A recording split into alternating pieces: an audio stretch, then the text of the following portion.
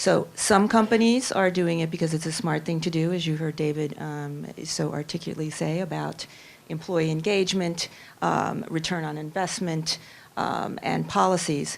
However, not all companies see it that way, and so therefore there is the legal side of it. So if I can ask Diane to talk about what's happening from a regulatory side of this, and I do believe that companies should be put on notice after hearing what Diane has to say. So if it's not the right thing or the smart thing, you're going to be legally required. So therefore, it is imperative that all companies pay attention to this issue. So with that, I'll ask Diane to speak about. Thank you. Good morning. I'm the stick up here. And the stick is gaining power, and I'll explain that in a moment, why I think companies do need to start being very concerned that the stick is out there if the carrot of doing the right thing is insufficient. First of all, how many folks eat whitefish that has been caught in non-U.S. waters? You know, do you eat imported whitefish? Okay. How many of you ever have white sugar, just normal everyday sugar, on your table? And how many of you wear clothes that have been? Okay.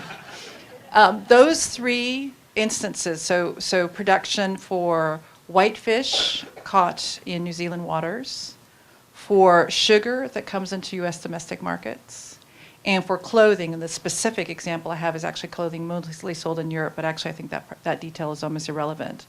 Those three cases, in the last 12 months, we have had known slavery. That in all three instances, the slaves have been liberated and then rehabilitated. But those are specific examples where those products that have been tainted by slavery in the supply chain have been found and come to our attention. The fishing incidents was early, it was in January and early February. Indonesian men were hired, so they thought, by Korean-owned vessels, taken to New Zealand waters and forced to fish, to work 24/7 basically, endangering their lives and unable to get off the boats. And through good investigation, an investigating reporter, Benjamin Skinner, and others found them, liberated them, and the story broke. Well, the interesting part of the story is, where did that fish go? Well, a lot of that fish was purchased and brought to Europe and to the United States through large wholesalers. And some of that fish ended up in name brand restaurants, particularly restaurant chains, and some of it actually ended up at Whole Foods. So this is a case I was very aware of, I followed, and I blogged about, and I wrote about in human rights and business journals and websites. And Whole Foods immediately reached out to me and to other members of the community and said, oh my goodness, basically the equivalent of, this is making us change our policy. So up until this moment, Whole Foods had done the right thing. They had every code of conduct possible. They verified their chain all the way to the point of purchase of the fish back in New Zealand, right? They thought that was the end of the story. As of, really almost everybody up until this moment thought that was really good, high quality, best practice. They didn't actually ask or require that someone board the vessel to check the labor conditions on board. They now make that mandatory for their suppliers and their suppliers' suppliers and their suppliers' suppliers of suppliers. So Whole Foods went through this horrible incident, now is best practice and is now leading the way. I have to say that the other wholesalers of fish and retailers of fish have not come forward publicly to respond to this request to change their policy and require actually going on to vessels. In the case of clothing manufacturing, is in Brazil. When I check my labels for clothing, there are a few countries of origins where I will actually physically drop the clothes because I just know too much about stitching coming from a certain region. But Brazil was like, okay, fine. About 12 months ago, a small ring was broken up of Peruvians who were trapped in the slums around Sao Paulo, and they were stitching. They were doing basically very small parts that were then taken and added to tops of jackets, and these jackets were being sold in Europe, and they were enslaved by Brazilians making clothes that we wear. So there was and they know the brand because they had the labels of the brands that was going to be stitched into some of the clothing labels. So it was actually very easy to trace that back to the point of retail. And the third example I mentioned was sugar, which is much more difficult to trace because sugar is just a simple commodity, and the way sugar is traded, it's almost like it seems like, to my cynical mind, like done on purpose to make it convoluted and difficult to trace. So it's very, very hard for anybody to understand where that package of sugar on your table came from, if it's even cane or beet sugar, but if it's cane sugar, where it came through, where it was traded, who owns the company, much less the actual center of origin. And I personally have spent time in sugarcane fields interviewing laborers who in very exploited, very abused situations and trying to determine if indeed this is actually modern day slavery. And that sugar is on your table. It was from a major producer of sugar who very, very stubbornly finally admitted that something had to be done. But there was no way as an individual or the equivalent of Whole Foods, who's very ethical and very determined to do the right thing, for them to actually trace that supply chain. My specific personal experience was the Dominican Republic. And the whole Venezuela, Guatemala, basically all the sugarcane producers that use hand labor have labor exploitation issues. Guatemala has done a tremendous job cleaning it up.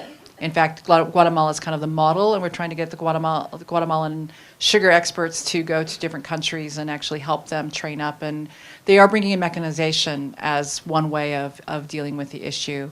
But in the DR, the issue is the Haitian immigrants, and it's a complex issue because they're stateless people.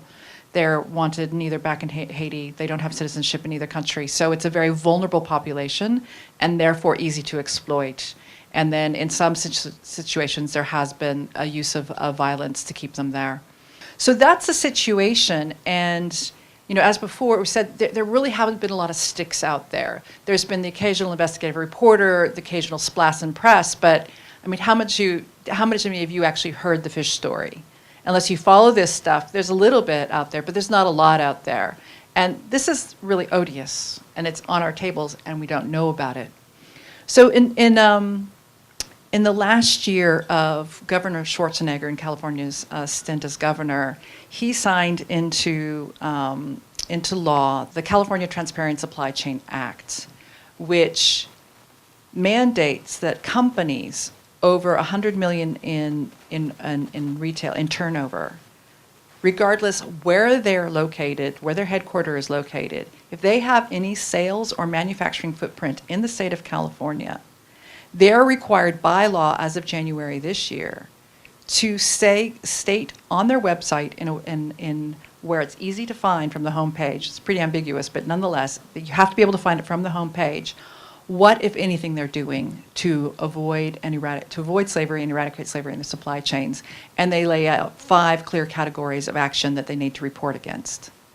So companies now must, if they fit that category, must disclose on their website. So this is a new tool of transparency that we have as consumers and activists and investors to find out what a company is doing, if anything. Now, that law impacts about 3,200, 3,600 companies, and it's only the largest companies. And certainly, small companies also have these issues in their supply chains. It's imperfect, and it's the best we've got, and it's actually fantastic. And it will increasingly become important as the backside of the law, as the other side of the coin comes into action, which is, what are we going to do with that information? And I actually think this is the stick, because legally, a company can simply say, we're not doing anything. It's not in our bailiwick, and if they put it in like the smallest font possible in the same tone of gray at the bottom, which I have seen companies do, they are within legal compliance and we can't touch them. But what's happening in the activist world is that now smartphones now have the tools through apps to allow a consumer anywhere to figure out what's going on. And so there's a couple of great of apps and websites where consumers can go and say, okay, what's my slavery footprint? What do I need to look at? And that information will only become stronger and stronger as now the activists can start to download and to verify through the websites what companies are doing, if anything. So I actually think that's the interesting stick.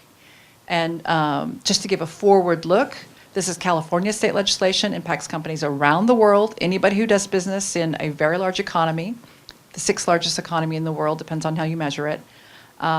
There's interest at the U.S. federal level, although we don't think that bill will pass in the next, in this current legislation. And there's interest coming out of Brussels as well for Europe to pass similar transparency legislation. So the sticks are gaining strength. And I think the fact that we're starting to talk about it is also really, really important stick, because you now will all leave this room, and I hope that you think twice before you open a package of sugar, and please go and use your sugar and enjoy it. But just remember that slavery is embedded in so much of our production, and we don't know about it. And we need to vote with our dollars and where we purchase, and we need to ask questions.